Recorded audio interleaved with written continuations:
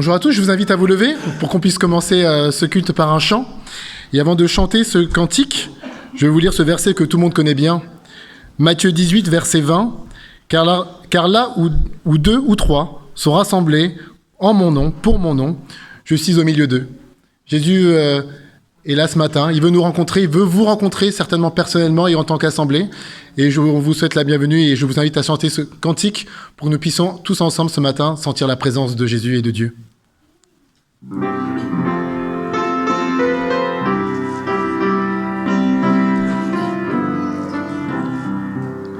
Jésus est au milieu de nous, son regard s'abaisse sur nous, sa douce voix l'entendez-vous, je veux vous bénir tous, je veux vous bénir tous, sa douce voix l'entendez-vous, je veux vous bénir tous. Jésus est au milieu de nous, son regard s'abaisse sur nous, sa douce voix l'entendez-vous, je veux vous sauver tous, je veux vous sauver tous, sa douce voix l'entendez-vous, je veux vous sauver tous. Jésus est au milieu de nous, son regard s'abaisse sur nous, sa douce voix l'entendez-vous, oh je vous aime tous, oh je vous aime tous, sa douce voix l'entendez-vous, oh je vous aime tous.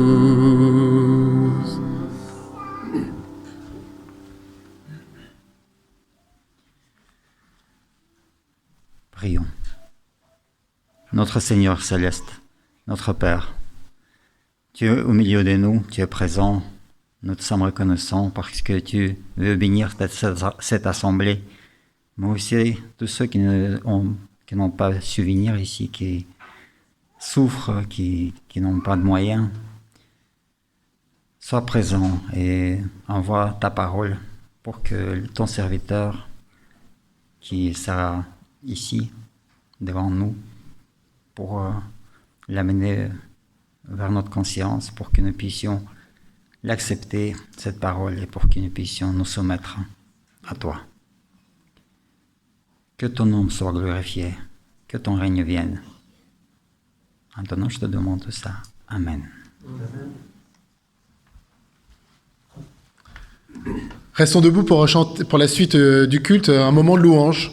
Il y a plusieurs raisons de louer Dieu. Je ne sais pas si à laquelle vous pensez en préparant le culte ce matin et en recevant la liste des chants et en voyant le titre de ce cantique, « Sur toi je me repose ». Je ne sais pas comment s'est passé pour vous la rentrée. Pour moi, elle ne s'est pas très bien passée. Un peu submergé par le travail, la rentrée. Peut-être que les jeunes vont dire que la rentrée c'est difficile. Les vacances n'ont pas été peut-être assez reposantes. Et je ne sais pas, parfois, on a envie de tout lâcher. On a envie de se laisser aller parce qu'on pense qu'on ne va pas pouvoir avancer. Mais ce cantique nous rappelle que sur Dieu, on peut se reposer. On l'oublie parfois. Moi, je pense que c'est une raison de louer Dieu, de se rappeler, c'est important de se rappeler que Dieu est au milieu de nous parce qu'il veut aussi qu'on se repose sur lui. Alors, j'invite à chanter ce cantique, surtout si pour vous la rentrée est difficile, qu'on puisse se rappeler que sur Dieu on peut compter parce qu'il nous conduit dans la lumière. Et le cantique, à un moment, dit aussi ceci, et j'aime beaucoup. Il dit « Tu ranimes mon courage en soutenant ma foi. Tu te tiens près de moi. Sur toi, je peux me reposer. » Et chantons ce cantique en pensant à cela, Seigneur.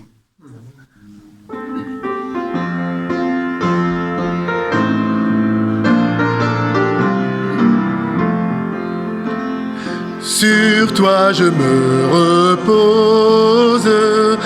Ô Jésus mon sauveur,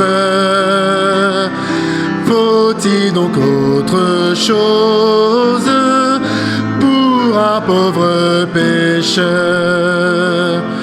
Conduit par ta lumière, gardé par ton amour, vers la maison du Père, marchant de jour en jour. Sur toi je me repose, ô Jésus mon Sauveur. Faut-il donc autre chose pour un pauvre pécheur? Ah, ma misère est grande, mais tu m'as pardonné. Sainte et vivante offrande, pour moi tu t'es donné. Et de toute souillure, par le sang de la croix, mon âme devient pure. Tu l'as dit, je le crois. Sur toi je me repose, ô Jésus mon Sauveur. Faut-il donc autre chose pour un pauvre pécheur? Au plus fort de l'orage, tu te tiens près de moi. Ranime mon courage et soutenant ma foi. C'est dans ton cœur qui m'aime que tu sais me cacher. En vain Satan lui-même voudrait m'en arracher. Sur toi je me repose, ô Jésus mon Sauveur. Faut-il donc autre chose pour un pauvre pécheur? En toi j'ai la victoire, la paix, la liberté. À toi je rendrai gloire durant l'éternité. Si du bonheur qui passe, la source doit tarir, c'est assez de ta grâce pour vivre et pour mourir. Sur toi je me repose, ô Jésus mon Sauveur. Faut-il donc autre chose pour un pauvre pécheur? Sur Jésus, on peut se reposer. On en a fait parfois expérience, parfois on oublie ces expériences, et c'est important de se rappeler que dans le passé on a pu le faire et que dans le futur on pourra à nouveau. Et c'est vrai que parfois, quand on a envie de tout lâcher, que les choses vont pas bien, qu'on a l'impression que rien ne peut changer, on peut se tourner vers Jésus et ce cantique en parle. Jésus, doux maître, règne sur moi. Pas règne sur moi parce que je veux que tu t'imposes, je veux que toi-même, Seigneur, tu règnes sur moi pour que je puisse changer. Parce que tu es le potier, je vais être l'argile et que les choses peuvent être transformées grâce à toi. Les choses peuvent changer, même si ça a mal démarré cette année peut-être pour certains. Avec Jésus, comme potier, les choses peuvent changer.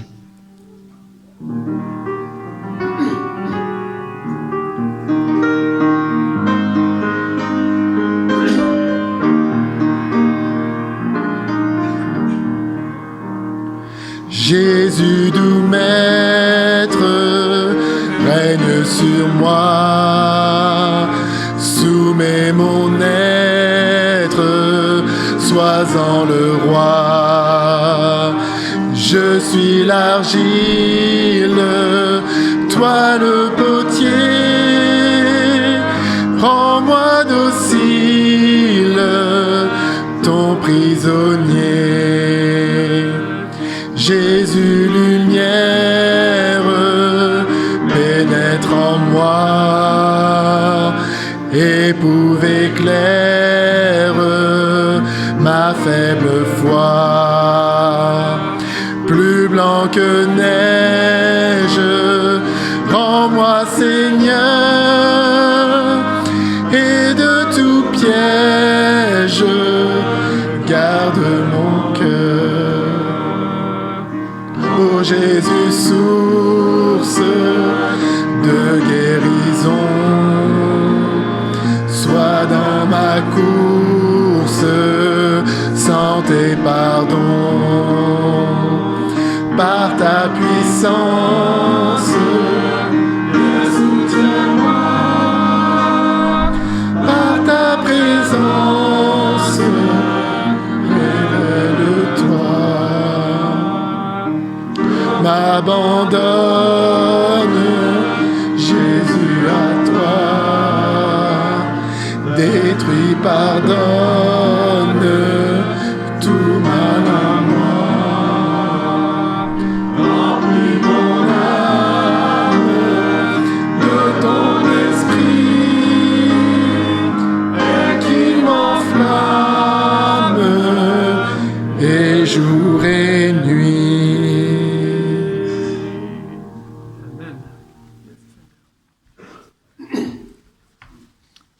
Asseyez-vous. Dan Karenguera chante très bien. Vous peut-être pas l'avez entendu, mais elle a très belle voix. Et aujourd'hui, il va nous présenter la parole. Soyons attentifs. Bonjour à tout le monde. Il y a encore un survivant. Vous avez tellement chanté qu'il n'y a plus de voix. Dieu est bon. Il est merveilleux, nous sommes contents d'être là. Je suis honoré parce que je vais vous présenter le message de la rentrée. J'ose espérer que, avec vous et avec Dieu, on fera une bonne rentrée, que cette année, si on parle de la rentrée, parce que quand même on est au mois de septembre, on pourra faire des merveilles avec notre Seigneur. Je vous invite à vous recueillir pour une petite prière. Père éternel, merci de ce que tu es Dieu et merci de ce que tu nous aimes. Je voudrais, Père éternel, te recommander chaque personne ici présente pour que tu puisses ouvrir son cœur, ouvrir son esprit et que tu puisses lui parler. Je voudrais, Père éternel, que je puisse diminuer ou disparaître, mais que tu grandisses et que tu apparaisses et que tu puisses parler à ton peuple. C'est dans le nom de Jésus que je t'ai prié. Amen. À l'arrivée d'ici ce matin, j'ai vu sur la table quelques grandes courgettes à l'accueil. Et je me suis dit qu'il doit y avoir quelqu'un qui aime jardiner dans cette église. Il y a beaucoup qui aiment jardiner, j'espère. En tout cas, quand on jardine, on en tire beaucoup de profit. Et je voudrais, en guise d'introduction justement, vous inviter à réfléchir sur la nature. Parce que la plupart du temps, Dieu nous a donné des choses, mais hélas, auxquelles nous passons à côté parce qu'on est dans un cercle vicieux où on court trop vite et on passe à côté des choses des fois essentielles. Vous voyez là-bas, sur la dia qui est proposée, où on montre les graines. Et tu peux passer sur la dia, tu suis. Et sur ces graines, j'ai regardé, des fois, on voit ces graines qui servent de décoration. On peut les mettre, imaginez des graines, que ce soit de maïs, d'haricots, qu'on peut mettre dans un bocal, qu'on peut laisser dans un salon quelque part. Ils sont très belles, des fois, à regarder. On les apprécie. Mais ces graines, quand on les regarde comme telles, on les regarde, oui, ça égaye nos yeux, mais à dire vrai, ils ne sont pas là où ils doivent être. Soit ils ont été faits pour nous nourrir, ou plutôt, encore une fois, pour se produire, se reproduire, se multiplier. Quand on prend une graine, un exemple, et ça j'ai fait des recherches là-dessus, une graine de maïs.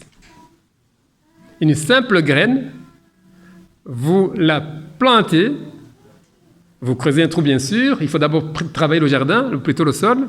Vous creusez, vous mettez la graine dedans. Et puis par après, vous remplissez de terre et vous arrosez. Une seule graine peut produire jusqu'à 1500 graines. Une seule. Je ne sais pas combien de graines de courgettes on a semé pour en avoir autant et même si grand. C'est merveilleux. Mais vous voyez combien la nature nous donne des enseignements qui sont formidables.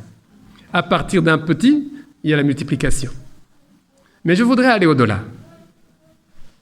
Aller au-delà parce que c'était graines qui servaient de décoration. Jolie à regarder, c'est vrai. Mais pour devenir ce à quoi elle était censée devenir, on a dû creuser le sol, on l'a enterré, on l'a arrosé, elle a germé, et puis elle a donné des récoltes. Mettez-vous à la place de cette graine.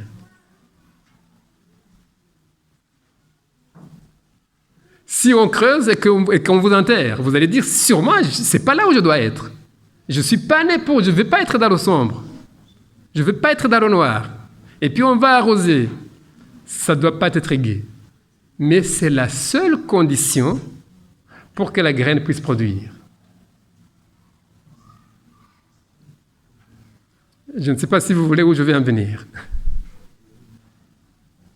La seule façon de devenir ce ou celle ou celui que vous êtes censé devenir, ça demande des fois de passer par des moments sombres.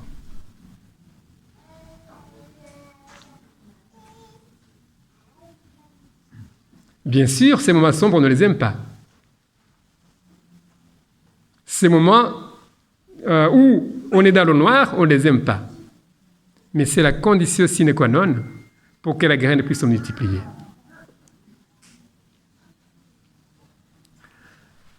Si on prend l'exemple de Joseph, il a dû passer par les moments difficiles. Si on prend l'exemple de Jésus lui-même, il a dû être trahi. Judas, qui faisait partie de ses disciples, ses apôtres, il a trahi. Sans trahison, on n'aurait pas eu de salut. Mais nous, quand on nous trahit, on se révolte énormément. Des fois, il faut passer par ces moments de difficulté, d'épreuve, pour qu'on puisse devenir la personne qu'on doit devenir. Et notre exemple,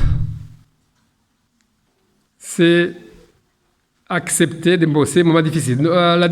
Au mois de juin, nous avons eu l'opportunité de pouvoir voyager. Nous étions partis dans un congrès au Maroc. Alors qu'on était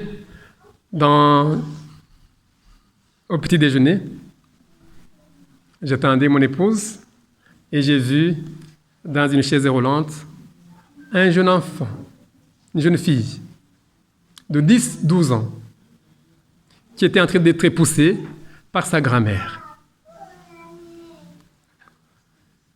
Et derrière, il y avait son petit frère et puis il y avait sa maman aussi. Quand j'ai vu cet enfant qui était handicapé, assez vite, j'ai pensé à l'histoire que j'avais lue dans le livre 4e dimension du pasteur David Shaw. Et dans ce livre, il parlait des moments où il était en train de prêcher. Et puis, dans une église comme celle-ci, il parlait de la puissance de Dieu. Et sur la première rangée, il y avait un handicapé. Quelqu'un qui ne pouvait pas bouger, qui ne pouvait pas bouger. Alors qu'il était en train de parler de la puissance de Dieu, il se sentait contradictoire par rapport à ce qu'il disait. Il dit, je parle d'un Dieu qui sauve, d'un Dieu qui est capable de faire des miracles. Et il a senti une voix qui lui disait, ordonne à cet enfant, à cet handicapé de se lever. Bien sûr, comme à tout le monde, il a dit, Si je le dis devant une si grande assemblée et que l'handicapé ne se lève pas, qu'est-ce que je vais devenir? Il n'a pas osé le dire. Mais par après, dans ce livre, il dit qu'il a raté peut-être l'opportunité, puisque Dieu lui avait insufflé par la 4e dimension de poser un acte de foi qu'il n'a pas posé. Assez rapidement, c'est toujours au restaurant, quand j'étais au petit déjeuner, assez vite, je me suis rappelé de Paul, quand il avait son handicap et son écharde. Oui, il a ressuscité les personnes, il a guéri les personnes, mais lui, il n'a pas été guéri de son écharde. Donc, tous les handicaps que nous avons, ça ne va pas nécessairement partir. Et ce matin, alors que je préparais cette méditation, j'ai pensé à Roosevelt, Franklin Roosevelt, le président américain qui a fait la plus longue... il a fait 3 mandats successifs, et au 4e mandat, il a fait une hémorragie cérébrale, il est décédé. Il a marqué les États-Unis. Ce président, il était dans une chaise roulante. Donc ce n'est pas parce qu'on a un handicap qu'on est voué à ne rien faire. Avec son handicap, il s'est érigé au rang le plus élevé des États-Unis, et je crois que c'est l'un des présidents qui a marqué les États-Unis. Donc, des fois, on peut avoir 1001 raisons de ne rien faire, mais je crois que nous devons toujours, quelles que soient les difficultés que nous rencontrons, se dire, il y a moyen de faire autre chose. C'est pendant que j'étais justement dans cet hôtel au petit déjeuner que cette phrase m'est venue à l'esprit. Tes peines ne sont pas inutiles, elles te réconfortent. Tes peines que tu traverses aujourd'hui ou que tu as traversées ne sont pas inutiles. Ce sont des peines qui vont t'aider à aller de l'avant. Et quelqu'un disait que chaque difficulté ou chaque épreuve que nous rencontrons, si on fait attention, on en tire au moins l'équivalent de ce qu'on perd, des difficultés qu'on a. Donc il faut garder à l'esprit toujours ces moments difficiles qu'on traverse, ces épreuves qu'on traverse, ouvrir les yeux, c'est sûr et certain qu'il y aura moyen d'en tirer le double ou plus de ce qu'on souffre. Et si nous voulons être au service du Seigneur, nous devons accepter de mourir comme cette petite graine qui doit passer dans le sol pour germer. Et dans la vie, que nous le voulons ou pas, nous passerons par des conditions difficiles et sombres. Soit un étudiant qui a fait tout le nécessaire, mais qui rate son examen, alors qu'il a donné le meilleur de soi. Ton meilleur ami qui te déçoit. Ton enfant qui prend une direction contraire à celle que tu voudrais. Ton travail qui est arrêté. Ton médecin qui t'annonce un mauvais diagnostic. Un terrible accident de ton proche. Toutes ces situations, qu'on le veuille ou non, ça peut nous arriver. Les études ont prouvé, je crois que je ne peux l'enseigner à personne, que les moments difficiles ou les épreuves arrivent tous les 2 ou 3 mois de notre vie. Si vous ne l'avez pas encore remarqué, essayez de voir. Vous allez voir que dans votre vie, il y aura des moments difficiles. C'est un cycle, qu'on le veuille ou non. Quelqu'un disait que la vie, c'est une valse de choses positives et négatives. Donc aujourd'hui, je suis bien, mais demain, ce ne sera peut-être pas le cas. Et ainsi, le thème du message que je vous propose ce matin, c'est croire en Dieu quand la vie n'a pas de sens. Croire en Dieu quand la vie n'a pas de sens. Et je vais me servir de l'histoire du miracle d'Élisée pour la Sunamite, qui est dans le livre des Rois, chapitre 4, versets 8 à 37.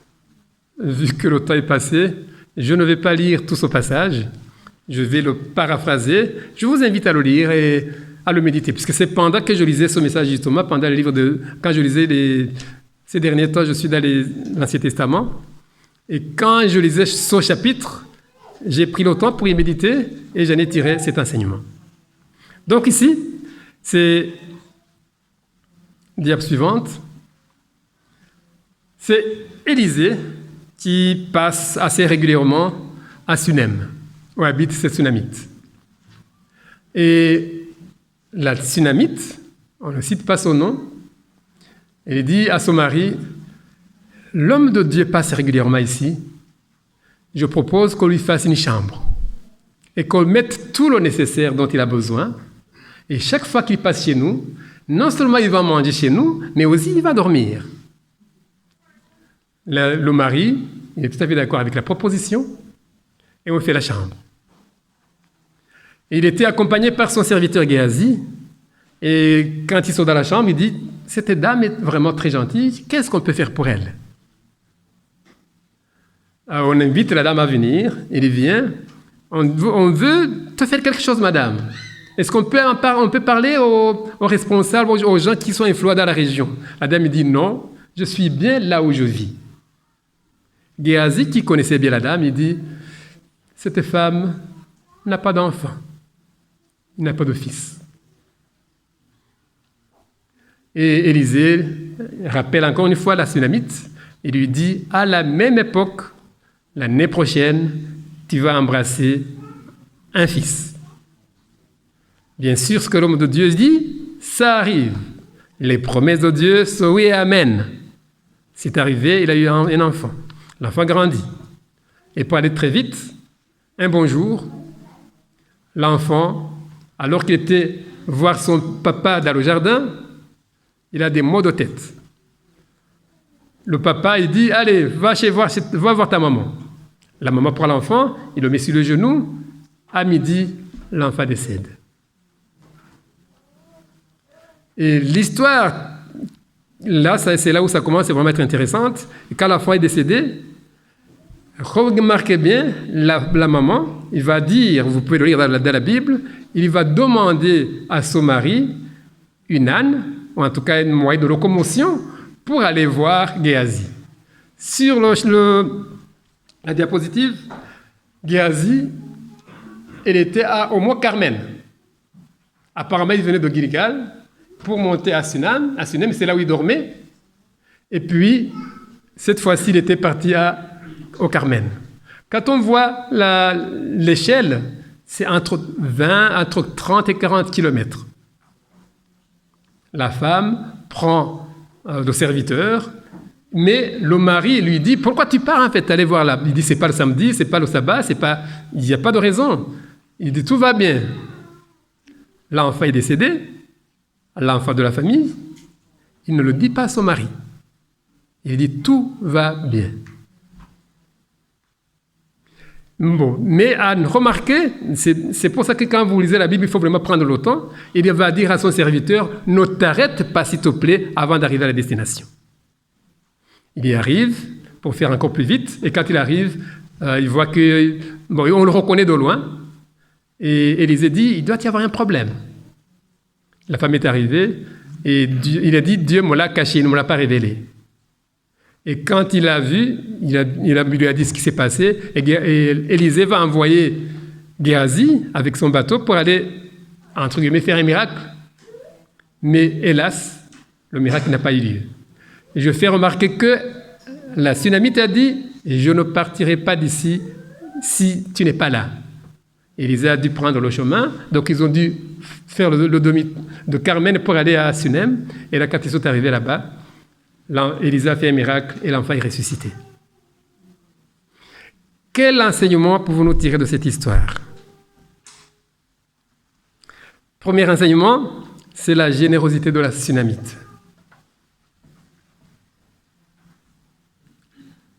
Quand nous sommes généreux, en général, on sème. Encore une fois, semence. On ne sait pas quand on va récolter, on ne sait même pas si on va récolter, mais on sème. Mais en général, quand on sème, on récolte. Et ici, la femme a proposé l'idée à son mari, le mari a dit oui, et puis il a mis en pratique assez rapidement, sans attendre le retour. Ce n'est que plus tard que l'homme de Dieu, en état reconnaissant, va proposer de l'aide qui va aboutir à la naissance d'un fils. Mais hélas, le fils va mourir. Et ce que je voudrais remarquer ici, c'est l'attitude positive de foi de la maman. Alors que l'enfant est mort, il va dire « tout va bien ». L'enfant n'est pas là, mais il va dire « tout va bien ». Et quand le problème est arrivé, remarquez aussi la réaction de la femme. Il ne va pas aller chez son mari, même si son mari a participé à la procréation, mais il va aller à la véritable source. L'enfant, il va aller voir Élisée.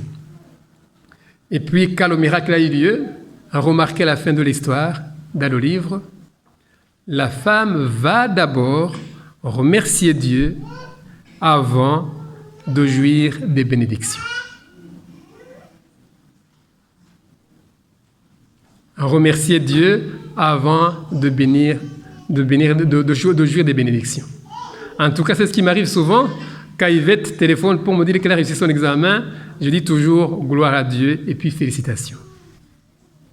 Puisque nous devons savoir d'où les choses viennent.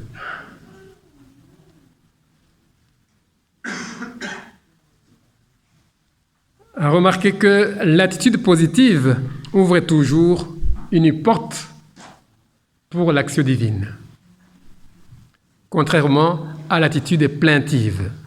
Et ici, quelques exemples bibliques, encore une fois l'histoire de Joseph.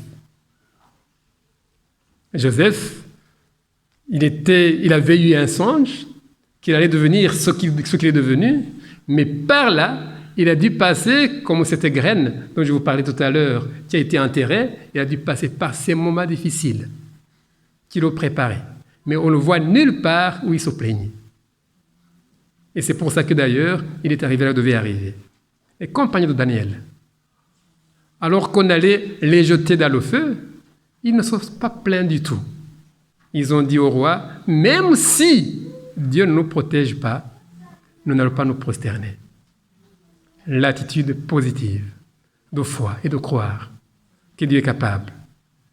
Rappelez-vous de Paul et Silas, lorsqu'ils ont été jetés injustement dans la prison.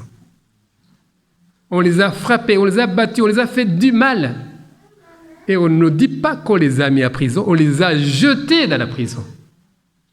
Et le gardien de prison, qui était là, il a dû les surveiller, mais à minuit, encore une fois la nuit, ils ont commencé à chanter. Dieu siège dans la louange. Quand nous chantons, au lieu de nous plaindre, nous attirons la présence de Dieu. Et quand la présence de Dieu est là, on voit des miracles. Ils ont été libérés. Enfin, Paul lui-même, avec son écharde. Oui, il n'a pas été guéri, mais Dieu lui a dit « Ta grâce te suffit ». Et on sait combien de miracles ou combien de travail il a exercé, il a fait avec ce qu'il a fait pour écrire une grande partie du Nouveau Testament. Alors, quand on garde l'attitude positive, Dieu nous accordera une couronne au lieu de la cendre, une huile de joie au lieu du deuil, un vêtement de louange au lieu d'un esprit abattu. Je vous invite à garder toujours, quelles que soient les difficultés, même si la vie n'a pas de sens, se dire « Oui, je souffre, oui, ça ne va pas, mais je te fais confiance, mon Dieu. » Ce verset, je l'aime énormément. Au lieu de réagir mal, Dieu nous invite « Invoque-moi au jour de la détresse. Je te délivrerai et tu me glorifieras. » Oui, la détresse aura lieu. Mais Dieu nous invite à l'appeler. Invoque-moi au jour de la détresse, je te délivrerai et tu me glorifieras. De tout ça, c'est beaucoup, peut-être j'ai parlé de beaucoup de choses, mais qu'est-ce qu'on peut tirer comme enseignement?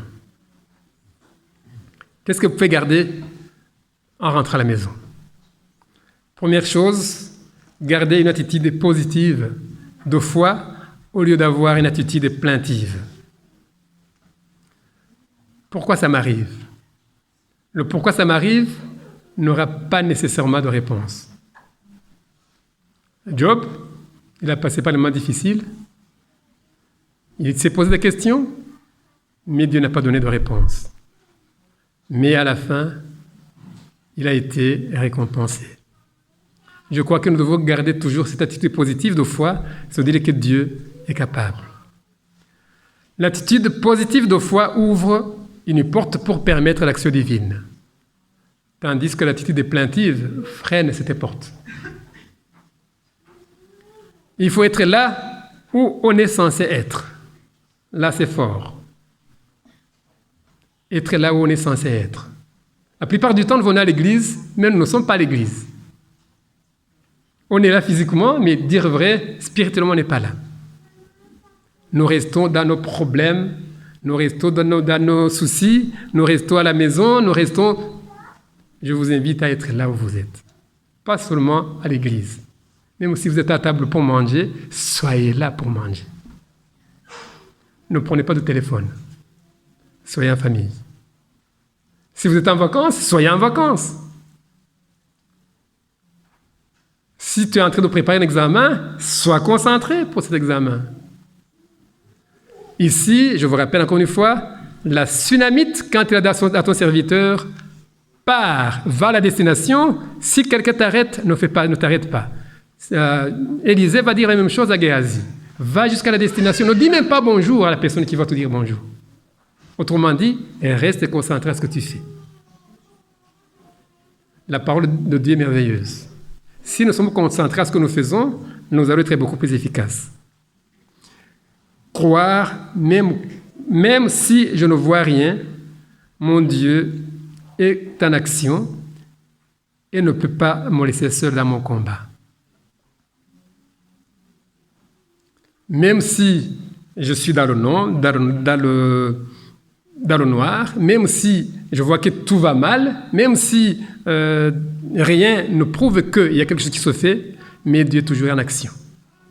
Encore une fois, pour terminer, la journée commence à minuit. Quand j'avais donné cette méditation dans une église, on m'a dit, est-ce que c'est spirituel ça? Oui, rappelons-nous qu'il y a eu un soir et un matin. Ce fut le premier jour. Dans le livre de Genèse, il y a eu un soir et un matin. Le soir, c'est qu'assez sombre. Ce n'est pas parce que c'est sombre que le jour ne va pas apparaître. Bien au contraire, le jour a commencé. Aujourd'hui, peut-être, tu es dans le noir. Aujourd'hui, peut-être, tu ne vois pas clair. Sois sûr que la nuit n'est pas éternelle. Sois sûr que Dieu est en train d'agir et que de cette situation sombre, il sortira la lumière. Maintenant, pour clôturer cette méditation, nous allons écouter le chant de Itagen. C'est un chant que j'aime beaucoup, mais ça m'aide. Honnêtement, cette méditation que je vous donne, je suis le premier à en bénéficier. Je suis le premier à en bénéficier puisque chaque personne a son lot. Ça arrive à tout le monde. Et quand je vous encourage de cette façon-là, je suis le premier à être encouragé. Et quand je suis dans les difficultés, je me rappelle ce que je vous ai dit. Et ça m'aide à me relancer. Ici, c'est un chant qui est merveilleux puisque le Dieu, si vous essayez de reculer en arrière, vous allez vous rendre compte que Dieu a fait quelque chose de merveilleux dans votre vie. Il en a fait sûrement plusieurs. Mais la plupart du temps, on a tendance à les oublier. C'est pour ça, je suis sûr que je vous en ai déjà parlé, j'ai développé ce que j'appelle le Blessing Box. Dans mon téléphone, il y en a des milliers dedans, depuis au moins 5 ans. J'essaie d'écrire chaque jour les bénédictions ou une sorte de gratitude que je rends à Dieu de ce qu'il a fait chaque jour. Et si vous y retournez, et si vous vous rappelez ce que Dieu a fait, vous dites, oui, aujourd'hui, je suis dans la misère, je suis dans la situation, je suis au pire, je suis dans le noir, mais le jour va avoir lieu. Que Dieu vous aide en écoutant ce chant. C'est un chant merveilleux, et je vous invite, si vous n'avez pas encore fait, commencez à écrire les bénédictions que Dieu fait tous les jours, et rendez grâce toutes les soirées, ou de commencer la journée à rendre grâce. Vous allez voir comment votre vie va changer. Que Dieu nous aide et qu'il nous fortifie, quels que soient les moments difficiles que nous traversons, que nous sachions bien qu'il est toujours en action. Il est toujours vivant, il est ressuscité, il est là, à nos côtés. Je vous invite à vous lever. Et dans la continuité de ce que nous a proposé Dan comme réflexion, j'ai envie de vous poser une question. À quoi reconnaît-on les vrais amis? Parce qu'ils nous offrent des cadeaux? Parce qu'on rigole avec eux? C'est comme ça qu'on reconnaît les bons amis? Ou aussi parce que, comme tu le disais, Dan, parce qu'ils sont là, même quand ça ne va pas. Et je pense que c'est aussi le titre de ce cantique qui nous dit que Dieu est un ami fidèle et tendre. Pourquoi est-ce un ami fidèle et tendre? Parce qu'il fait des miracles? Parce qu'il il répond toujours à nos prières positivement? Est-ce qu'il fait ce qu'on veut? Ou peut-être, comme le suggère ce cantique, et je vais vous lire quelques passages, toujours prêt à nous apprendre.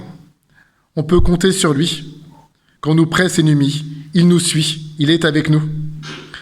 Quand nous sommes en souci, il est toujours prêt à nous comprendre. Il est prêt à nous entendre. C'est peut-être ça la véritable amitié. Chantons ce cantique, car Dieu est un ami même quand tout va mal.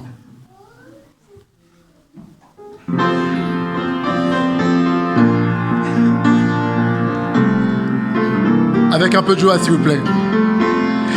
Quel ami fidèle et tendre nous avons en Jésus-Christ, toujours prêt à nous entendre, à répondre à notre cri.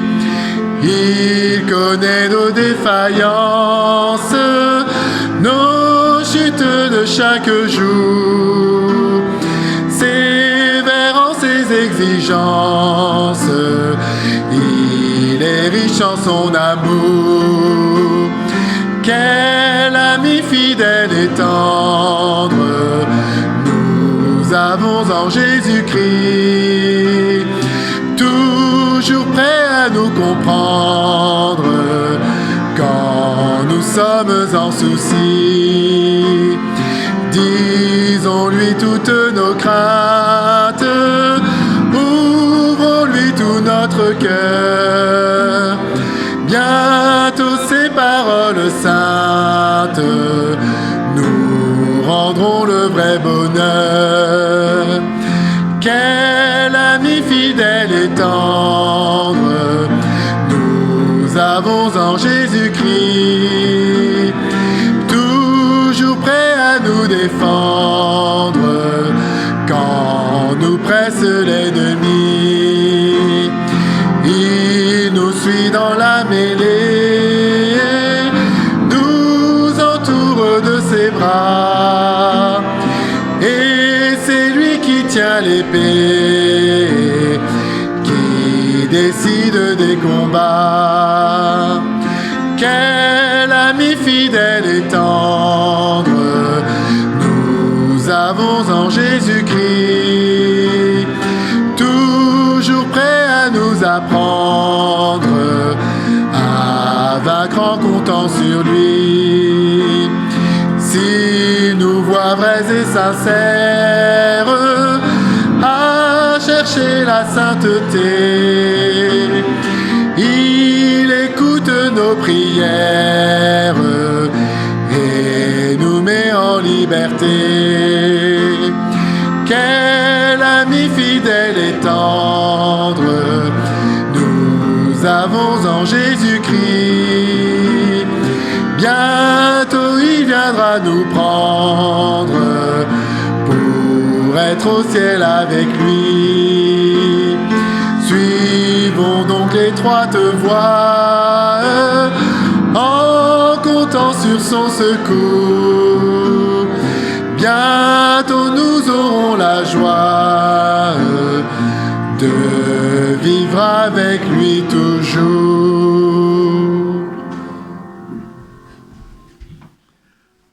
Priez le Seigneur. Tendre Père, c'est toujours merveilleux de pouvoir nous rappeler que nous avons un Dieu qui nous attend. Un Dieu qui est notre ami, un Dieu qui est notre Père, un Dieu qui est toujours à notre côté. Père, nous savons que la vie que nous avons sur cette terre ne sera pas un fleuve tranquille. Il y aura sûrement des tempêtes. Mais ce qui est bien, c'est que nous savons que tu ne nous abandonnes jamais dans ces tempêtes. Père, que tu puisses venir avec nous et que tu nous accompagnes et que surtout nous puissions sentir ta présence. Que nous puissions avoir le réflexe d'appel à faire à toi avant autre chose. Et que nous puissions garder cet esprit d'obéissance et de confiance en toi. Père, je voudrais prier pour chaque personne ici présente. Tu connais les besoins de chacun. Père, que tu puisses combler les besoins de chaque personne, c'est de ta volonté.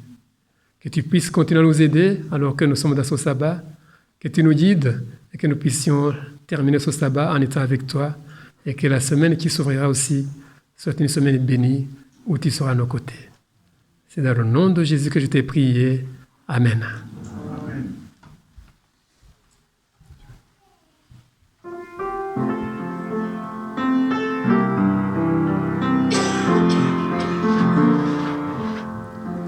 Que la grâce de Dieu soit sur toi pour t'aider à marcher dans ses voies. Reçois tout son pardon et sa bénédiction. Va en paix dans la joie, l'amour, que le Maître te garde toujours dans l'attente de son grand retour. Mets ta main dans sa main tout le long du chemin. Va en paix, dans la joie, dans l'amour.